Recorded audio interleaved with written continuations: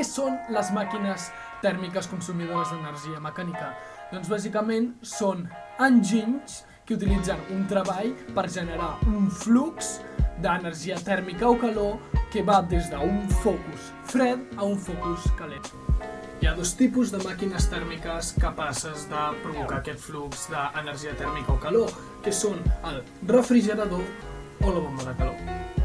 El tipus de refrigerador més utilitzat és el de compressor, que bàsicament és un cicle tancat d'un fluid, un gas, que està sotmès a dos processos, un procés de compressió-condensació i un altre de vaporització. Durant la vaporització s'extreu el calor de l'interior d'aquest espai que volem refrigerar, que seria l'interior del frigorífic, i s'extreu cap a l'exterior. Per aconseguir aquest canvi de fase, el que es fa és sotmetre el fluid a un procés de pressió i expansió, i és per això mateix que necessitem un compressor. El coeficient d'eficàcia o coeficient d'operació d'un refrigerador el que pretén és valorar la quantitat de calor que es pot extreure de la font freda segons el treball que li apliquem, i es pot calcular amb la següent fórmula. Per altra banda, el coeficient d'operació màxim segons el segon principi assimilat a la màquina de Carnot ve determinat per aquesta expressió.